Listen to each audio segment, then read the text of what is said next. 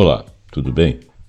Estamos de volta aqui com o programa Pontuando para falar de um tema um tanto controverso. O nosso título integral aqui vai dar a ideia geral. Esse não é o título do vídeo. O título do vídeo tem que ser escolhido porque senão fica difícil que ele seja distribuído pelo YouTube. O título seria A Sociologia e a Antropologia depois do Holocausto, reavaliando a modernidade, o mal e a memória coletiva. Nós vamos falar do Holocausto sobre vários pontos de vista. E por que nós vamos falar disso? A ideia não é fazer um retrato histórico da época, mas sim um estudo filosófico e talvez até psicológico, mas voltado para o fato de que genocídios dessa categoria aconteceram antes, aconteceram naquela época e aconteceram depois. E eles têm um motivo. Essa banalidade do mal, que é um termo cunhado por Hannah Arendt, ele é bem propício, ele descortina bem a essência desses acontecimentos. E nós vamos falar aqui de vários filósofos, vários sociólogos, estudiosos dessas causas. Um deles, o Zygmunt Bauman, que tem um livro que chama Modernidade e Holocausto. E esse texto aqui, ele tem mais ou menos as diretrizes do texto de Bauman, mas não apenas de Bauman. Bom, eu vou começar a leitura porque é um texto grande. Eu espero que a gente fique com menos tempo de vídeo para que você não se canse. Antes de qualquer coisa, deixe seu comentário, deixe seu like, compartilhe o vídeo. Ele é um estudo bastante interessante sobre esse tema de genocídios e holocaustos e a sociologia disso. E assine o nosso canal, tá bom? Bom, eu vou começar então a ler. Tem alguns títulos aqui. Primeiro aqui, introdução. O Holocausto como ponto de inflexão para a teoria social. O Holocausto, definido como a perseguição e assassinato sistemáticos patrocinados pelo Estado de 6 milhões de judeus pelo regime nazista. Ele representa uma catástrofe histórica sem precedentes do século XX. Seu impacto profundo estendeu-se muito além da mera análise histórica, compelindo uma reavaliação fundamental dos princípios centrais das ciências sociais, particularmente na sociologia e na antropologia. Inicialmente, a sociologia falhou em explorar plenamente as consequências do Holocausto para o modelo existente de civilização moderna e a lógica do processo civilizatório. Essa omissão foi lamentável e perigosa, dado que o genocídio nazista foi um resultado legítimo da cultura burocrática racional. Um resumo legítimo da cultura burocrática racional. Ele está dizendo o seguinte, que culturalmente, de maneira burocrática ou sistemática, ou aquela maneira de você agir sem pensar, agir através de organogramas e pensamentos afins que ordenam uma causa sem se adensar sobre as suas consequências ou sobre suas necessidades ou até sobre seus conceitos, racionalizando, né? Então, é fruto da racionalidade extrema, como resultado, o evento denominado genocídio ou holocausto. O evento, então, revelou certas potencialidades da racionalidade moderna, ou seja, a maneira como nós estamos caminhando com a nossa racionalidade. Tem vários exemplos aqui, eu vou dar um exemplo bem simples. Você está com a casa infestada de baratas, você vai lá e faz uma detetização. Você não pensou na vida da barata, você não pensou que aquele ali está atuando sobre meio sistema, sobre meio ambiente, você não pensou assim, no ecossistema, no entorno. Por quê? Você foi prático, a coisa ali tinha que funcionar, as baratas estavam atrapalhando, emporcalhando tudo e tal, então resolveu-se que iria se exterminar as baratas. Às vezes, quando você tem insetos, né, em demasia, ratos, alguma coisa assim, que trazem doenças e coisa e tal, normalmente uma solução burocrática racional seria essa. Claro que se você começar a pensar em matar predadores, ou você for o predador por uma questão de menos importância, isso aí tem um efeito sobre o ecossistema. Então essa racionalidade aí, ela tem que passar por outros conceitos, levar em consideração outras coisas que não apenas a razão, né? E tomar uma solução mais cabível para aquele evento, que é um evento maior do que simplesmente uma quantidade de bichos num determinado lugar.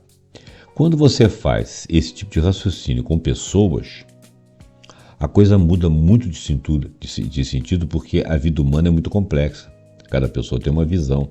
Você retirar uma etnia de circulação, você matar todo mundo, não pode ser uma decisão burocrática e racional. Essa está sendo a discussão aqui. Será que foi tomada uma decisão em cima da racionalidade a partir de um pensamento que alguém deu um comando de uma autoridade que fez uma propaganda contra essas etnias como inferiores e como dispensáveis e que estariam ali em tese atrapalhando, e que por conseguinte a maneira mais racional seria você simplesmente eliminá-los. Esse tipo de racionalidade burocrática, ou burocracia racional seria melhor dito, é uma coisa monstruosa. Mas as pessoas se sentem monstruosas? É isso que nós vamos discutir aqui. Talvez essa racionalidade, essa burocracia, essa falta de pensamento crítico, esse pensamento estanque, um pensamento impulsivo e compulsivo, e impulsionado por ordens, inclusive, talvez se esse pensamento houvesse a crítica desse pensamento, essas pessoas poderiam agir de outra forma.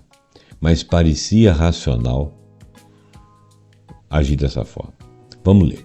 O evento revelou certas potencialidades da racionalidade moderna que não são visíveis ou não suficientemente salientes, em condições normais, sugerindo que o Holocausto pode servir como um laboratório para observar e investigar essas potencialidades. Então, está se usando aqui a ideia do Holocausto para se analisar essa banalidade, a banalização da morte de seres. E essa banalização ela pode ser por guerras, por mortes simples assim como aconteceu aí, ou simplesmente por deixar uma população à míngua, ou partir para dentro das comunidades periféricas onde haja algum tipo de criminalidade, ainda que seja a menor parte, e chegar lá e morrer muita gente em função disso aí, gente inocente inclusive, ou guerras onde civis morrem mais do que militares que estariam ali defendendo ou atacando.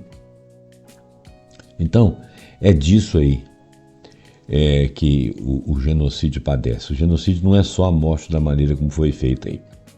Embora a sabedoria convencional muitas vezes sugerisse uma negligência sociológica sobre esse tema, um trabalho substancial foi de fato realizado, embora frequentemente negligenciado, mesmo dentro da própria disciplina. Esse relatório visa iluminar esse corpo crítico de estudos. Então esse texto aqui é como se fosse um relatório. Na realidade ele não é um relatório. Ele é um estudo mais ou menos filosófico e é um ensaio. Ele é mais um ensaio assim, sobre tem as linhas de causa e os efeitos.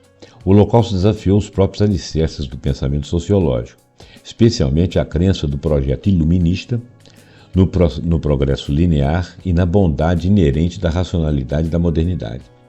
Olha bem, o homem iluminado, que se sente o dono da razão, o cara que pensa civilizado na modernidade, quer dizer, a modernidade seria o momento em que o homem usou a razão para resolver as coisas.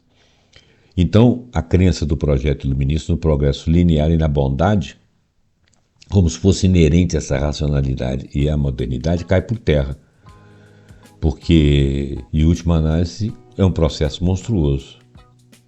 Levantou-se, então, se é um processo monstruoso, ele não é um processo de civilização. levantou-se questões desconfortáveis sobre como tal atrocidade poderia ocorrer numa sociedade europeia altamente moderna, culta, educada, tecnologicamente avançada e racionalizada. É disso que nós estamos falando. Como que isso pode acontecer para quem já chegou ao século das luzes e daí só se adiantou, só criou mais coisas, só descobriu mais coisas?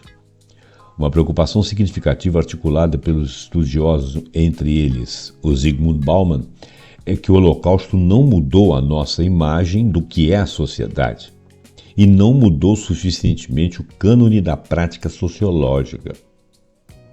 Quer dizer, o Holocausto não foi um modelo que nos assustou o suficiente para que se mudasse a imagem da sociedade e o cânone da prática sociológica. Essa percebida falta de reavaliação fundamental implica que a compreensão do que tornou o Holocausto possível não evoluiu completamente, potencialmente deixando as sociedades despreparadas para futuros eventos semelhantes. Eventos que ocorreram.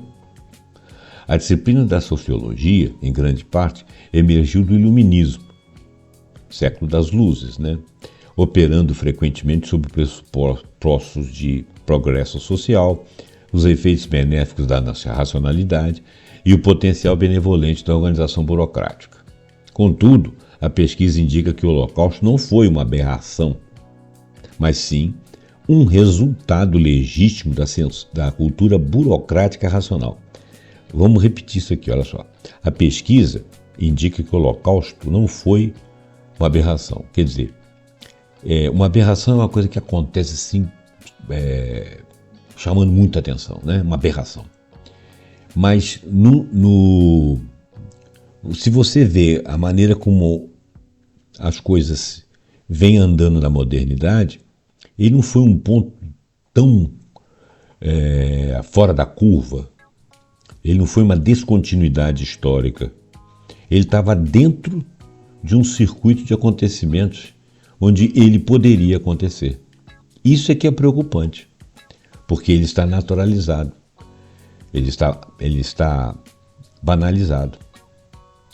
E a sociologia não conseguiu aprender com isso e não conseguiu fazer uma mudança de posicionamento de forma que se pudesse fazer uma avaliação e tomar providências quanto a isso em relação às nossas razões.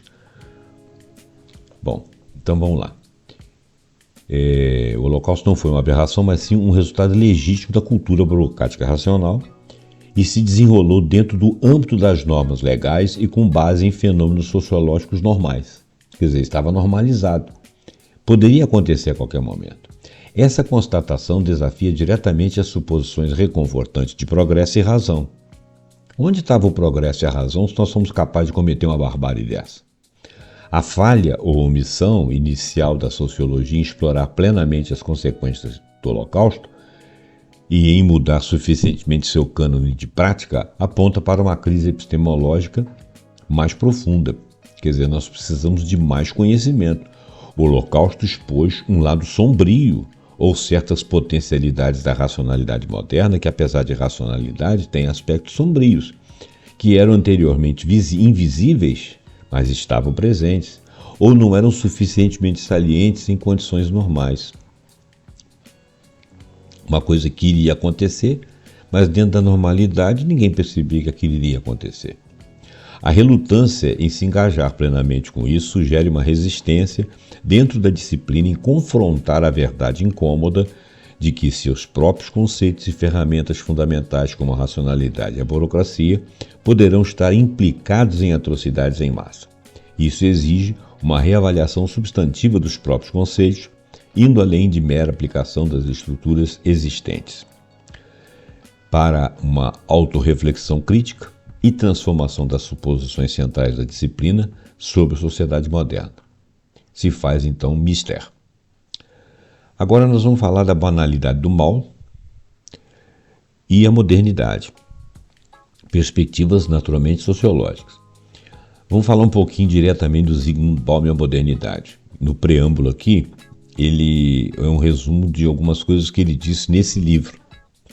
A obra seminal de Zygmunt Bauman, Modernidade e Holocausto, de 1989, reformulou fundamentalmente a compreensão sociológica ao argumentar que o Holocausto não foi uma aberração, mas estava profundamente conectado à modernidade e a seus esforços de ordenação. Ele postulou que o genocídio era um residente legítimo da casa da modernidade e, de fato, um que não estaria em casa em nenhuma outra casa. O genocídio estava em casa da modernidade, talvez em outra casa ele não estaria tão à vontade. Bauman explicitamente refutou a ideia da era nazista como uma aberração temporária. Bem entendido. Claro que foi uma aberração. Mas por que ele está dizendo que não foi? Porque aquilo ali já estava no bojo daquela sociedade racional, de progresso, iluminista, né? Quer dizer, já existia aquela capacidade de cometer esses delitos dentro de uma naturalidade, não precisava de ser uma aberração ou vista como tal. Então Bauman explicitamente refutou a ideia da era nazista como uma aberração temporária, um período de irracionalidade em massa e um colapso social. Não, ele está dizendo que o acontecimento não é uma aberração porque ele estava dentro da racionalidade. Ele não foi uma irracionalidade. Em vez disso, ele destacou como a organização racional e eficiente da burocracia nazista foi crucial para a sua implementação.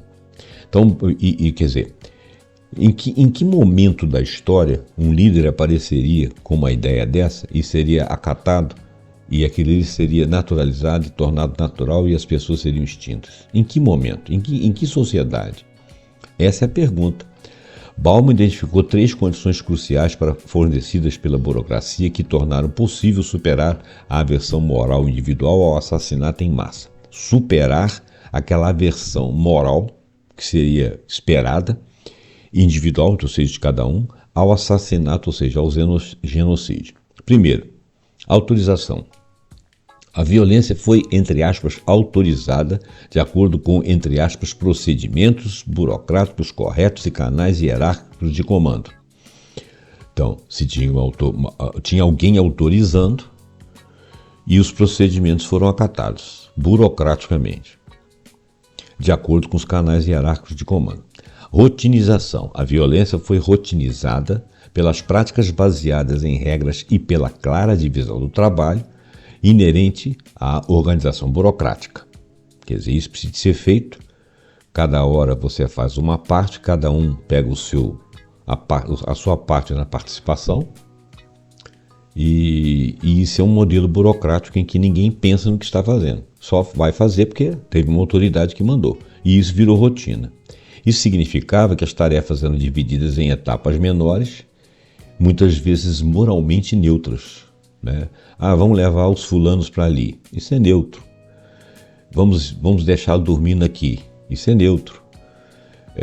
Vamos colocá-lo uma roupa, uma estrela no peito. Isso é neutro também, né? Vamos raspar a cabeça. Isso é neutro. Vamos fazer experimentos com eles. Aí já não é uma coisa mais neutra. Aí você já tem... Se você vê aquele indivíduo como um ser humano, fica difícil para você acompanhar aquilo. Então, isso significava que as tarefas eram divididas em etapas menores, muitas vezes moralmente neutras. A desumanização, que é o que permite você chegar a esse ponto. As vítimas foram desumanizadas e distanciadas, não apenas pela propaganda ideológica, mas também pela impessoalidade inerente à burocracia. A burocracia ela executa um trabalho, faz o que tem que fazer e não faz perguntas, e não olha para a tua cara. Na análise de Zygmunt Bauman, os judeus tornaram-se estranhos por excelência. Na Europa, e a solução final foi um exemplo extremo de tentativa da sociedade de excisar os elementos desconfortáveis e indeterminados dentro de si, do seio dessa sociedade. É mais ou menos como se você fosse lá excisar baratas, ou cupins, ou ratos. Perceberam a desumanização? Crucialmente, a solução final não entrou em conflito com os princípios da racionalidade. Foi uma busca racional de implementação de objetivos eficientes e ótimos. Ótimos dentro da racionalidade. Bauman usou a metáfora de um jardineiro eliminando ervas daninhas para alcançar um jardim perfeito equiparando o genocídio moderno a um processo racionalizado e orientado por propósitos, para chegar como se fosse um jardim perfeito. Um exemplo marcante disso é a cooperação entre Adolf Eichmann, do Gabinete Principal de Segurança do Reich, e Albert Ganz Miller, das ferrovias estatais alemães, na organização das deportações em massa, o que ilustrava a rotinização e a eficiência da burocracia na facilitação da solução final, sem pensar no que redundaria aquilo, ou sem se sentir moralmente agastado com o resultado. Hannah Arendt e a Banalidade do Mal, que é um título dela. Essa obra influente de Hannah Arendt e a Eichmann em Jerusalém, um relato sobre a banalidade do mal, impactou profundamente o pensamento sociológico ao desafiar a percepção comum de que os perpetradores eram inerentemente monstruosos. Ao relatar o julgamento de Adolf Eichmann, um dos principais organizadores do Holocausto, Arendt o observou não como um fanático e sociopata, mas como uma pessoa comum e mundana, que se baseava em defesas clichês em vez de pensar por si próprio e era motivado pela promoção profissional em vez de ideologia. Não foi a ideologia que fez ele ali, um cara arraigado àquela ideia que banalizou aquilo, normalizou aquilo. Ele queria subir e não pensou em mais nada, porque existia uma ideologia que dizia que aquelas pessoas não eram gente, que ele estava atrapalhando e que eles tinham que ser eliminados.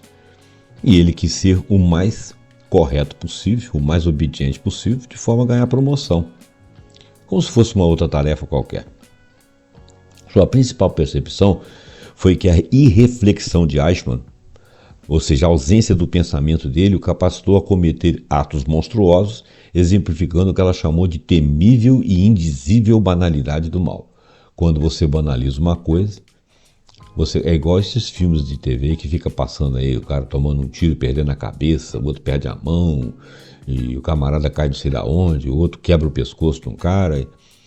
É filme, é diversão, sei lá o quê. Ele não está acontecendo de fato. Sei, mas é impactante.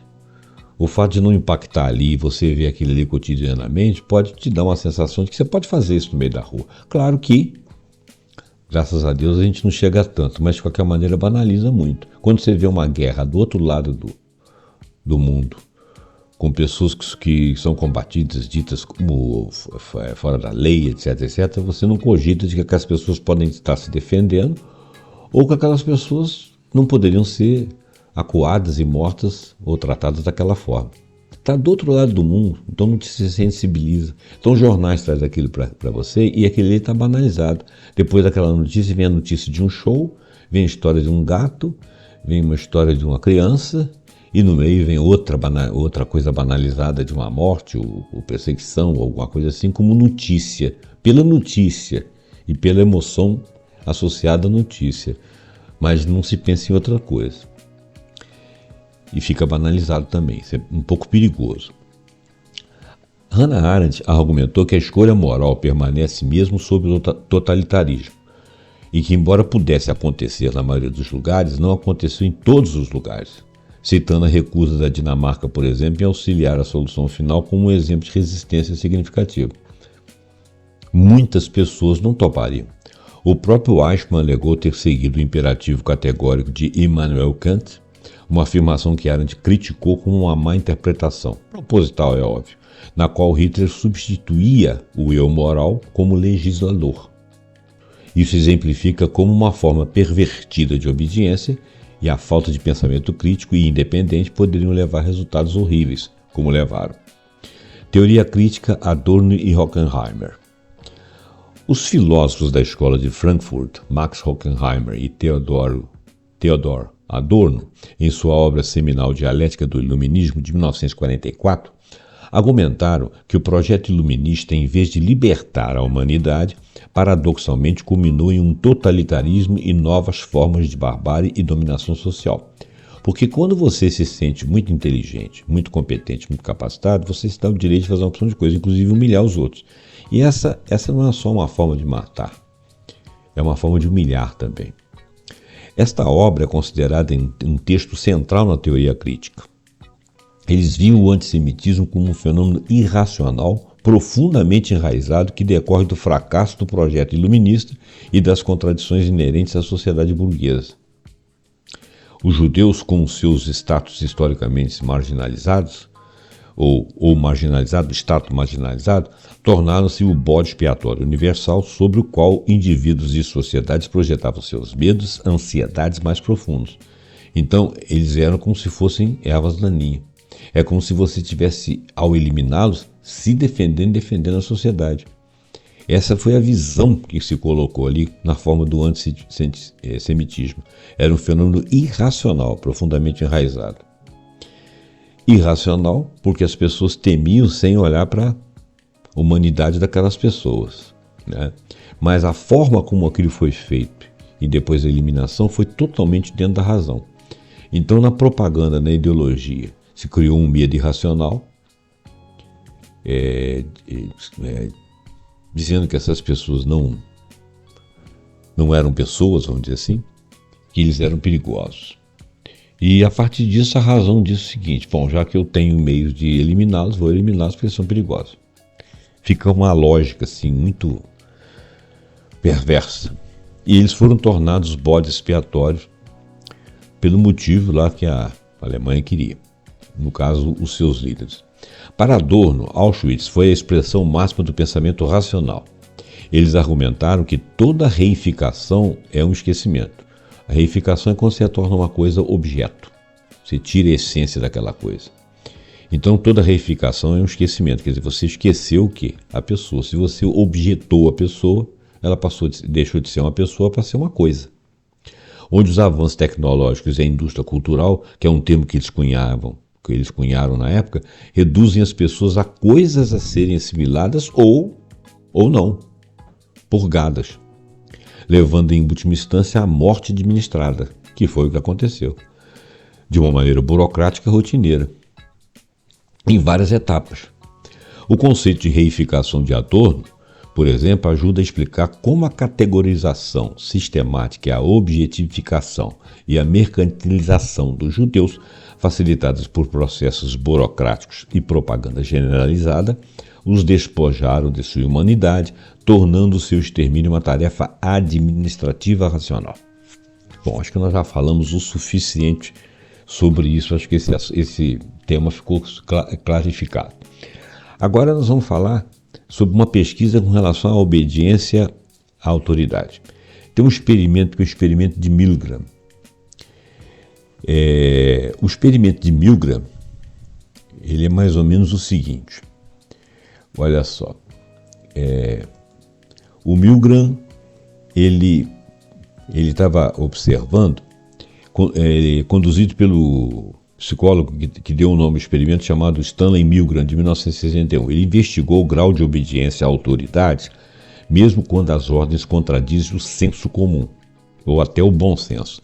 O estudo revelou que um significativo número de participantes aplicava choques elétricos cada vez mais intensos em um aprendiz, que era na realidade um ator, que não estava recebendo aqueles choques mesmo, mas ele se expressava como se tivesse, sob pressão de uma figura de autoridade.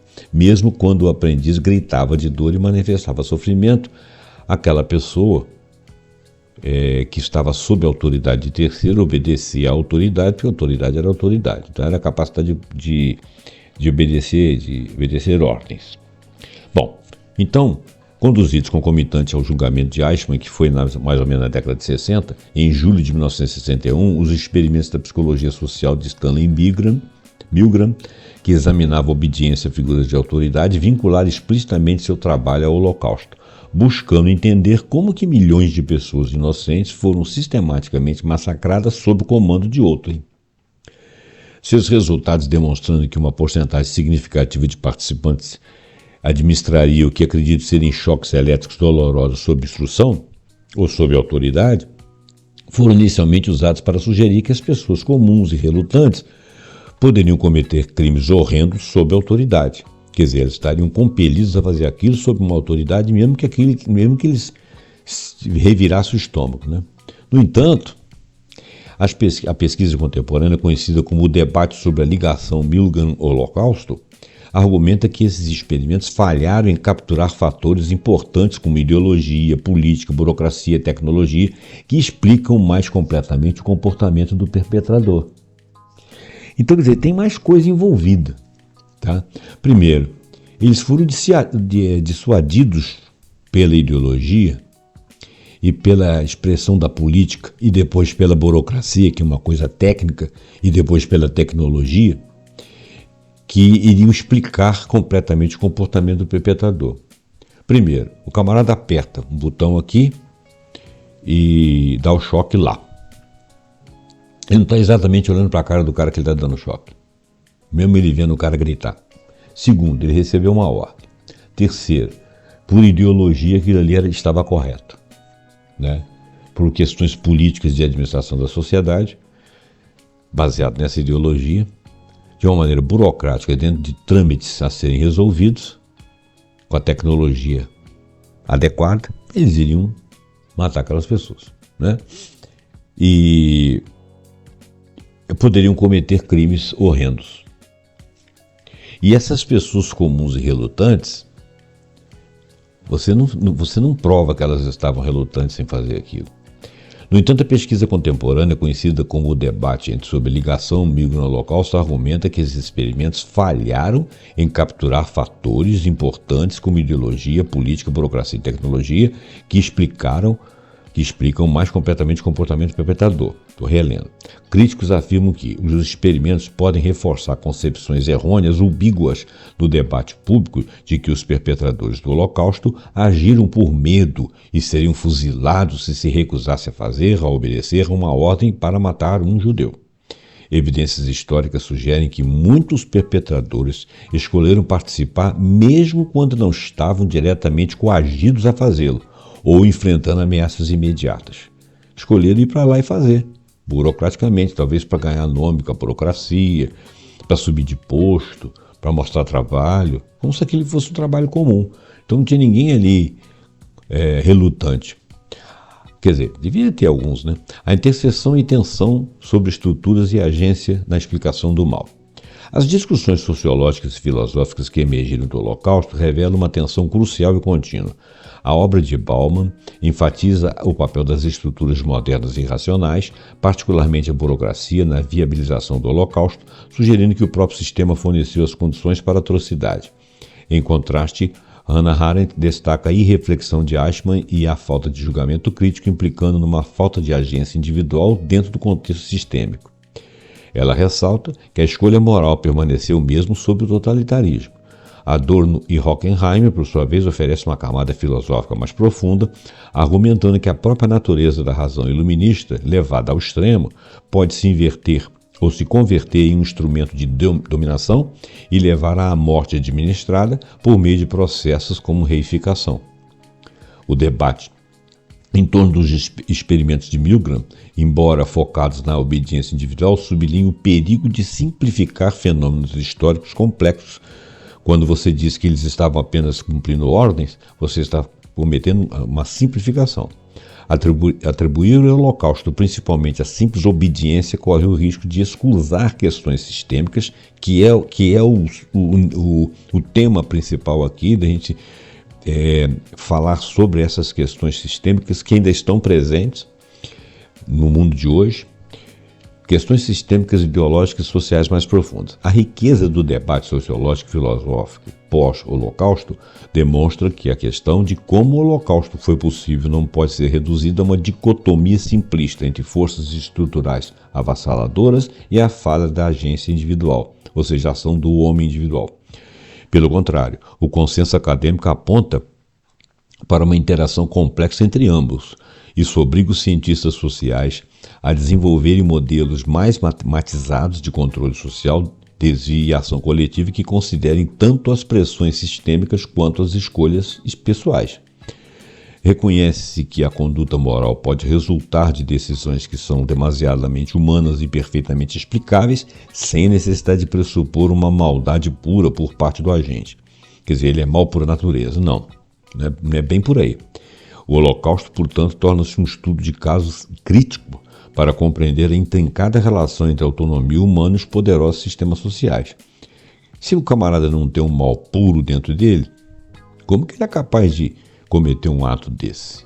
Dentro de uma burocracia, de uma racionalidade, por uma ideologia e por comandos políticos? E essa dúvida fica em aberto, né? O quanto que foi obediência, o quanto que foi falta de crítica, o quanto que foi autônomo, o que estava acontecendo? Se aquilo ali em outra situação causaria espécie a essas pessoas. Bom, existe um trauma cultural e memória coletiva, contribuições sociológicas e antropológicas. O conceito de trauma cultural de Jeffrey Alexander. Alexander desenvolveu o conceito de trauma cultural que ocorre quando membros de uma coletividade sentem que foram submetidos a um evento horrendo que deixa marcas indeléveis em sua consciência de grupo, marcando suas memórias para sempre, mudando sua identidade futura de maneiras fundamentais e irrevogáveis. Este conceito não apenas identifica o sofrimento, mas também ilumina um domínio negligenciado de responsabilidade social e ação política. Ao construir ativamente traumas culturais, as sociedades assumem uma responsabilidade moral significativa por ele. Questão central, por exemplo, torna-se o sofrimento dos outros também um sofrimento nosso. É uma questão de sintonizar com a humanidade de outros. Quando as sociedades consideram que isso pode ser verdade, elas expandem o círculo de nós. Então incorpora mais pessoas nesses nós todos, né? Promovendo a solidariedade social e criando possibilidades para prevenir futuros traumas, ou seja, que não venham a acontecer outras vezes pessoas que sejam prejudicadas ou até mortas. Alexander usa o Holocausto como o principal exemplo empírico, notando mudança extraordinária em que os povos cristãos no Ocidente, após os milênios de antissemitismo, gradualmente se identificaram com as vítimas judias e passaram a se sentir indiretamente responsáveis. E esse trabalho do trauma levou a uma reversão, que tem uma palavra em alemão aqui chamada Weltgesicht, que eu não sei o significado. Bom, isso deve ter sido um problema aqui da internet que passou para mim aqui, ou ele quer que eu leia lá embaixo, não vou ler não, que isso não faz diferença. Exemplo de construção, trauma, drama, inclui. Exemplos de construção, trauma, drama, inclui. Primeiro, personalização das vítimas. Elas não foram mais desumanizadas, elas foram recuperadas. A imagem da vítima judia transformou-se de uma massa despersonalizada ou desumanizada em seres humanos individualizados, reconhecíveis, permitindo que não-judeus experimentassem uma profunda identificação emocional com eles. Exemplos incluem o impacto do Diário de Anne Frank e A Noite de Elie Wiesel, e melodramas televisivos como a minissérie Holocausto de 1978, que levou a Alemanha a remover o Estatuto de Limitações para agentes nazistas e definindo suas ações como crime contra a humanidade. Pura e simplesmente. Universalização aos perpetradores. A compreensão dos perpetradores mudou de nazistas historicamente específicos para um papel arquetipicamente maligno representando toda a humanidade. A banalidade do mal de Hannah Arendt e os elementos de Stanley Milgram contribuíram para isso, fazendo com que os Eichmanns parecesse qualquer um, e sugerindo que seres humanos normais poderiam ser antagonistas no drama-trauma do Holocausto. Antagonistas. Isso desafiou a noção reconfortante de que os perpetradores eram fundamentalmente diferentes. Não eram, né? Perda do controle político sobre a narrativa. O governo dos Estados Unidos da América, inicialmente controlando a narrativa do Holocausto para apresentar os aliados como protagonistas morais, perdeu esse controle durante as mudanças políticas da década de 1960. Isso levou a analogias entre as ações dos Estados Unidos, por exemplo, a Guerra do Vietnã, onde teve lá o agente laranja que mutilou pessoas e acabou com florestas e outras coisas que aconteceram lá, que eu não vou lembrar agora.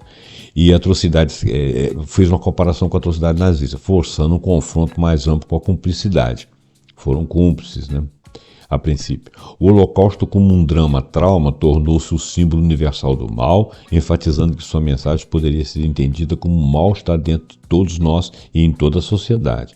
Essa moralidade pós-Holocausto pode ser aplicada de forma mais ampla para simbolizar a violência em massa sistemática contra qualquer grupo estigmatizado. Alexander também destaca o outro lado sombrio do trauma cultural, onde grupos sociais se recusam a reconhecer o sofrimento de outros ou a colocar a responsabilidade em outro lugar, dificultando a empatia, a solidariedade e os reparos sociais necessários. Está acontecendo com refugiados, isso está acontecendo com periferias, né? Isso está acontecendo lá no Oriente Médio, né? Tem coisa aqui que eu tenho que tomar cuidado para falar. Eu fico escolhendo palavra, porque senão o meu vídeo não caminha, né? O podcast aqui não caminha. Então vocês me desculpem a ausência das palavras, mas é que essas palavras eu não posso falar. O que está acontecendo atualmente lá, naquela região do Oriente Médio lá, naquela faixinha que tem lá, eu não posso falar aqui. Mas vocês sabem do que eu estou falando. Exemplos incluem a recusa persistente do Japão em reconhecer o massacre de Nanquim e as questões das mulheres de conforto ou a ambivalência em lidar com histórias imperiais na Grã-Bretanha e na França. Inclusive na Bélgica também, né? A Bélgica, tanto a Alemanha quanto a França e a Bélgica, acho que a própria Itália e a Alemanha mesmo, tinham colônias onde muitas coisas, muito genocídio foi praticado. A construção social, isso aí, claro que eu não estou falando mal de francês, não estou falando mal de alemão, não estou falando mal de eu não estou generalizando. Estou falando que esses comandos políticos fizeram com que algumas tropas fossem lá e fossem capazes de fazer isso. Se bem que hoje em dia, as pessoas, alguns soldados já estão sentindo dificuldade com essas coisas. E alguns saem de guerras traumatizados. A construção social da memória do Holocausto. O Holocausto serve como um estudo de caso central nos estudos de memória, demonstrando como os eventos são lembrados e como o seu significado muda ao longo do tempo, muitas vezes refletindo preocupações contemporâneas mais do que o próprio evento. A memória não é um registro histórico estático. Ela é dinamicamente construída e transmitida por meio de processos sociais. A seguir, vem uma tabela que eu não vou ler, porque ela é imensa. E nós vamos partir para a dinâmica da memória coletiva como campo de luta social e moral. O Holocausto é um evento histórico específico. Ele teve um impacto imediato em sua memória, na memória do mundo todo. No pós-guerra, mesmo os que não eram nascidos na época, no pós-guerra os sobreviventes frequentemente relutavam em compartilhar suas experiências, porque eram traumáticas, e governos nacionais, como o dos Estados Unidos, inicialmente, controlavam a narrativa para servir os propósitos políticos específicos. Quer dizer, o que aconteceu lá estava a cargo de algumas lideranças políticas, né, para falar daquilo. Então, a emergência do conceito de trauma cultural por Alexander e a proliferação de categorias de memória comunicativa, cultural, protética, multidirecional, pós-memória, cosmopolita, desenvolvida por diversos teóricos, demonstram que a memória não é uma reflexão histórica passiva, mas um processo social ativo de construção de significado. Essas diversas lentes analíticas revelam a complexidade e a natureza multifacetada de como as sociedades se engajam com o passado, frequentemente refletindo preocupações contemporâneas mais do que o próprio evento. Muito bem. Projetos culturais ativos como a personalização das vítimas, a universalização dos perpetradores não são desenvolvimentos históricos orgânicos, mas sim esforços deliberados que visam expandir a responsabilidade moral e a solidariedade para além das fronteiras iniciais. A evolução da memória do Holocausto não é um processo histórico neutro. Nada disso. Ele é um campo dinâmico de construção social, negociação e contestação. Quer dizer, para poder clarificar, dar responsabilidade social. É um espaço onde as sociedades lidam com a identidade, a responsabilidade e as obrigações morais. O lado sombrio do trauma cultural revela apenas como a memória pode ser suprimida, distorcida ou seletivamente reconhecida por razões políticas ou sociais, como a recusa persistente do Japão em reconhecer as atrocidades do massacre de Nanquim, que ele já tinha se referido. Isso destaca que a memória é uma ferramenta poderosa para a mudança social e universalismo moral, mas também um local de luta contínua pelo significado, pela responsabilização e pela identidade coletiva. Perspectivas antropológicas dos perpetradores, das vítimas e a resistência que apareceu, e a desumanização e antropologia racista. Agora nós vamos falar um pouco disso. As perspectivas antropológicas fornecem uma lente crucial sobre o papel da desumanização, compreendendo-a não apenas como um processo psicológico, mas como uma dimensão ideológica, profundamente enraizada em uma antropologia racista. A ideologia nazista, particularmente como articulada pela doutrina de Alfred Rosenberg, funcionou como uma antropologia política que forneceu a base para a crença da superioridade alemã e a desumanização sistemática dos judeus. Esta estrutura combinava ecleticamente aspectos biológicos, culturais e metafísicos, né? Dentro dessa estrutura, os judeus eram retratados como meros animais humanos cuja vida carece de qualquer dimensão metafísica e cultural, epitomizados pela imagem onipresente de um parasita judeu. Essa narrativa desumanizadora foi sistematicamente disseminada por meio de propaganda constante e foi até mesmo bem-vinda por alguns filósofos como uma ruptura radical com a tradição humanista. Quer dizer, até filósofos acreditaram nisso.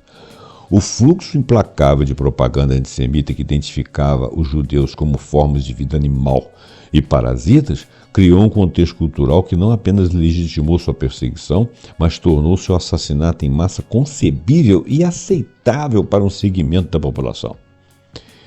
Que é um projeto muito parecido com o que acontece quando você tem a colonização e aqueles seres que viviam naquela terra, que foi invadida por um outro estado, são debelados, em sua maioria, como se fossem selvagens, que não fossem pessoas que tivessem ali uma organização e uma vida e uma cultura.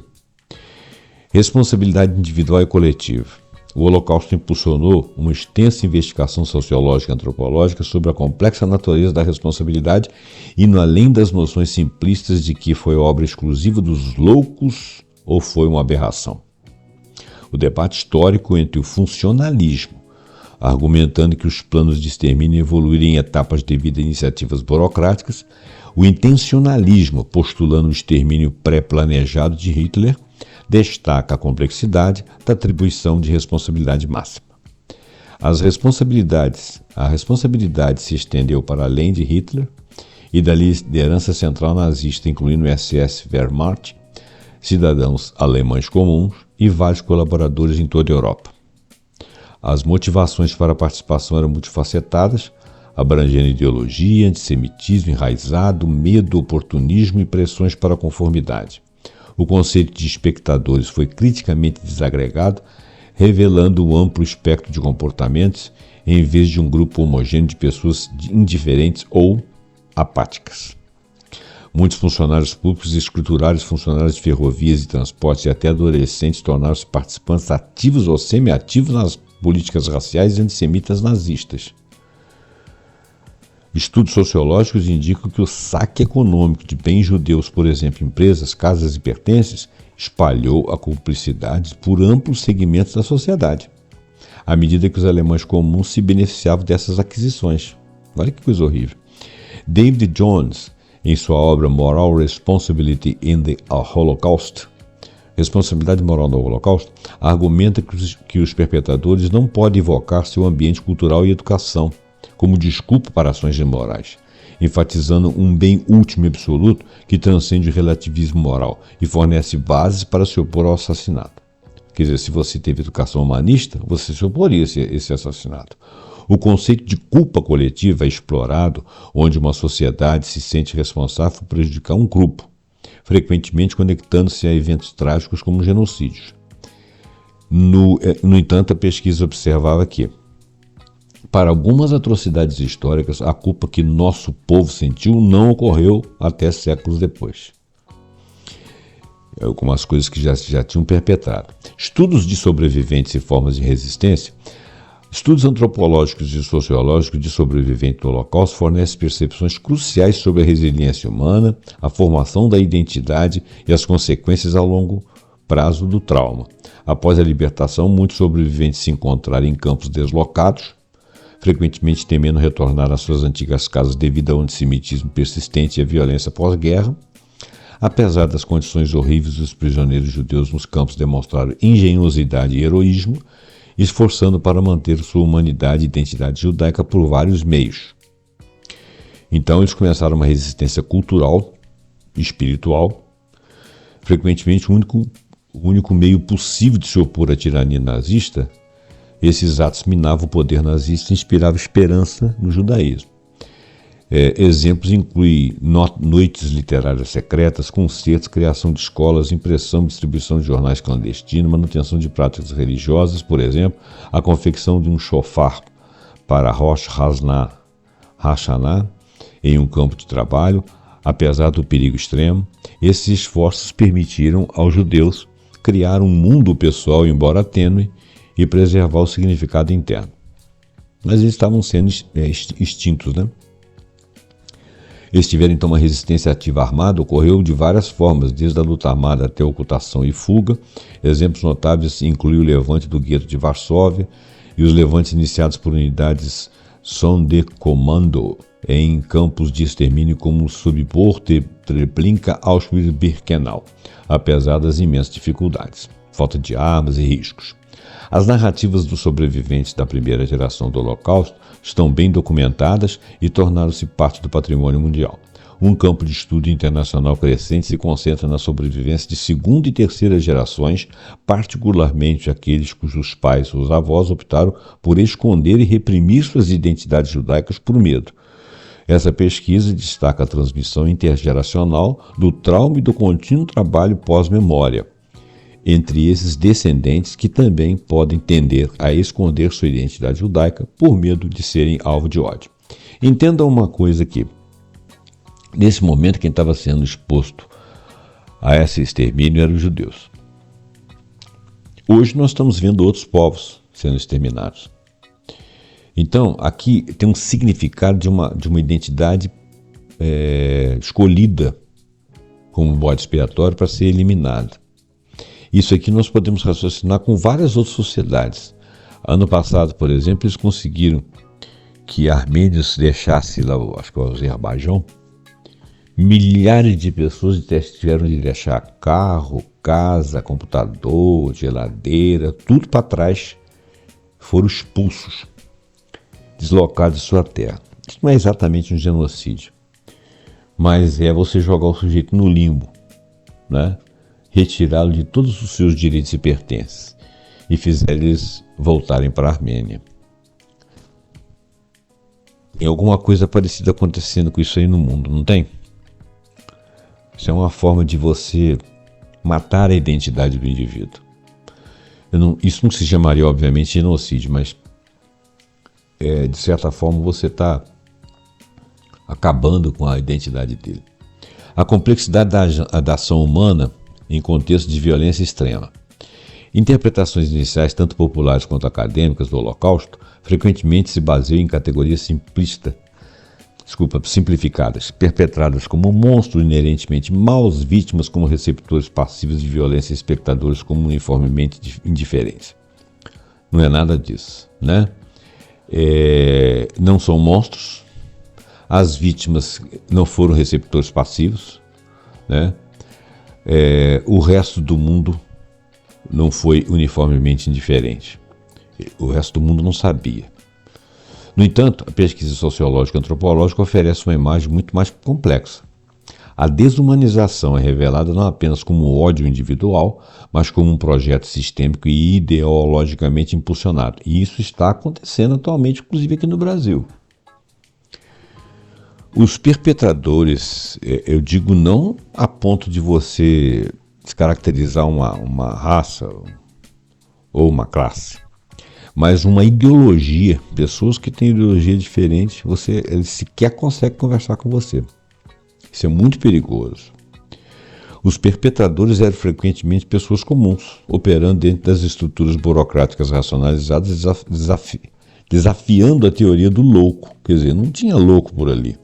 A categoria do espectador é desagregada, mostrando uma ampla gama de comportamentos, desde a colaboração ativa e benefício da perseguição, até pequenos atos de bondade e assistência.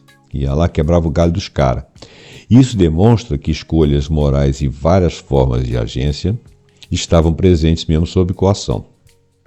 Crucialmente, estudos de sobreviventes e movimentos de resistência demonstram que as vítimas não eram passivas. Seus diversos atos de resistência cultural, espiritual e armada, embora muitas vezes negligenciados pela história, destacam uma profunda agência humana e a luta persistente para preservar sua humanidade e identidade diante da aniquilação.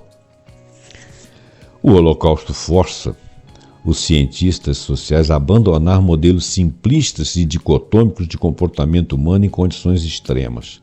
Ele exige uma compreensão da agência profunda, inserida e moldada por estruturas sociais, quadros ideológicos e dinâmicas de poder. Os indivíduos não são nem totalmente autônomos, nem meramente produtos passivos de seu ambiente. Em vez disso, suas escolhas e ações estão intrinsecamente interligadas e, por sua vez, moldam a realidade social ao seu redor. Essa reavaliação da agência e da responsabilidade é vital para compreender não apenas as atrocidades históricas, mas também as contemporâneas de opressão, resistência, os mecanismos sutis de cumplicidade na violência em massa, e ele já está falando da atualidade. O legado contínuo, a sociologia do mal, as implicações contemporâneas. Então nós estamos chegando para o tempo de agora. O Holocausto, a sociologia do mal. O Holocausto forçou as ciências sociais a confrontar o conceito de mal diretamente, indo além de tratá-lo como uma categoria residual ou mero desvio das normas. Jeffrey Alexander, que já mencionamos, argumenta que as ciências sociais não deram ao mal o devido valor, enfatizando como a força social e poderosa e sui generis que deve ser estudada sistematicamente. Ele introduz o conceito de mal sagrado, onde o Holocausto, por meio de um drama-trauma, tornou-se um símbolo universal do mal, e isso implica que sua mensagem pode ser entendida: o mal está dentro de todos nós, em todas as sociedades. Cuidado para você não acordá-lo, né? O debate acadêmico se estende à teologia pós-Holocausto, que lida profundamente com o problema do mal. Teólogos como Richard Hobsbawm questionaram a existência de Deus após Auschwitz, enquanto outros, como Abraham Joshua Heschel, argumentaram que a humanidade exilou Deus por meio de seu contínuo engajamento no pecado, transferindo assim a responsabilidade de volta para a ação humana. Esse engajamento sociológico e teológico com o mal desafia a visão otimista do iluminismo, de que os problemas sociais podem ser banidos se apenas suas causas sociais forem alteradas. Suas causas, mas não, você tem que ter uma educação do espírito humano.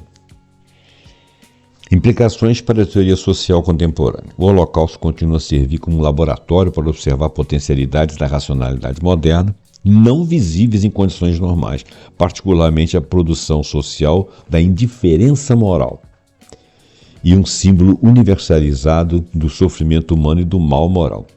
As lições ou a moralidade pós-Holocausto são aplicadas amplamente, simbolizando a violência em massa sistemática contra qualquer categoria e categorização de outros genocídios, por exemplo, genocídio de Ruanda, genocídio armênio, de Darfur, etc. E traumas históricos, por exemplo, o tráfico transatlântico de escravos, a luta dos povos indígenas, etc.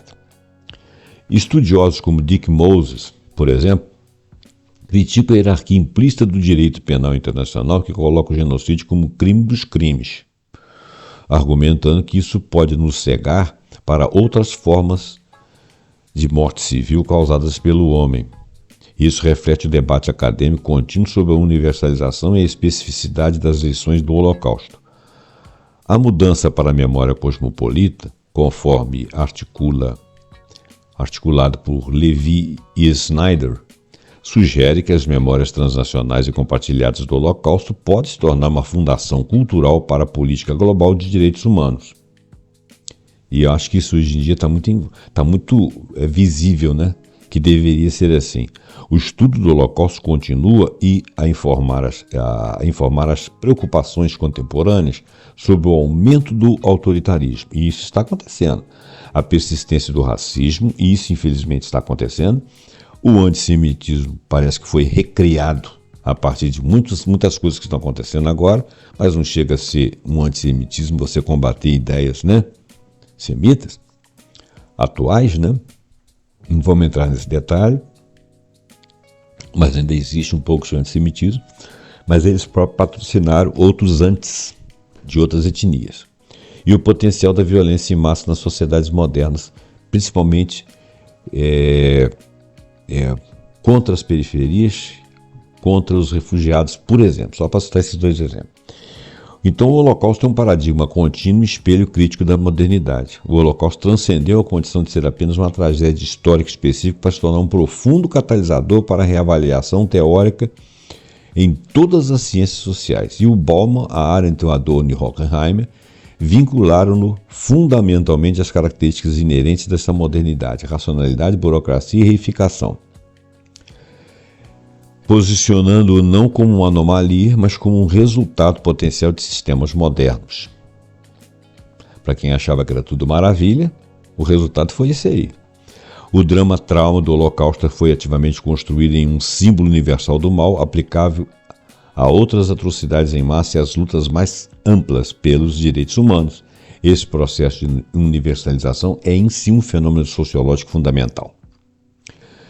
A falha inicial da sociologia em integrar plenamente as implicações do Holocausto sugere uma vulnerabilidade persistente dentro da disciplina sociologia. A metáfora do laboratório implica que o Holocausto não é apenas um evento passado, mas uma fonte contínua de compreensão sobre as potencialidades da racionalidade moderna. Isso quer dizer que a qualquer momento pode-se ter condições de que isso novamente aconteça, e está acontecendo. E nós precisamos de tratar a sociedade. Para tratar, nós precisamos de conhecer as causas, precisamos de conhecer o espírito, porque existe a potencialidade da racionalidade moderna de cometer um delito similar, e está cometendo. O Holocausto, então, alterou irrevogavelmente o panorama da investigação sociológica, antropológica, forçando uma profunda reavaliação da modernidade, da natureza humana e da responsabilidade coletiva. Inclusive, se a gente tivesse que ter uma constituição mundial, seria razoável que se colocassem leis ali que obrigassem as pessoas a estudar isso, leis que coibissem mortes assim, anômalas como essas, mas principalmente que obrigassem as escolas a trabalhar o espírito humano para não agressão, né?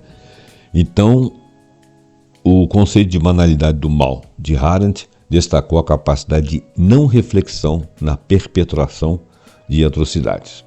A teoria crítica de Heimer e Adolf expôs a dialética do iluminismo, revelando como a própria razão poderia, paradoxalmente, nos levar a uma forma de barbárie, apesar de racionais. O Holocausto permanece como um laboratório permanente para a compreensão do potencial da indiferença moral, da invisibilidade moral dentro da sociedade moderna. Seu estudo continua sendo crucial não apenas para a compreensão histórica, mas para informar os direitos humanos contemporâneos, a prevenção de genocídios e a teoria crítica. Bom, finalizamos. Eu andei fazendo uns resumos aqui, saltando algumas partes, vocês devem ter percebido isso no texto, mas o texto tem uma finalidade, eu acredito que nós chegamos a ela. Deixa seu like, deixa seu comentário, diz de onde que você está falando, se você gostou, se você tem alguma coisa a reparar, se você não gostou, se você não concorda, ou se você concorda, ou se você quer sugerir alguma coisa. Assine o nosso canal, mas principalmente compartilhe esse vídeo. Muito obrigado pela sua atenção. Até o próximo programa pontuando com algum assunto que nós acharmos muito interessante. Até lá.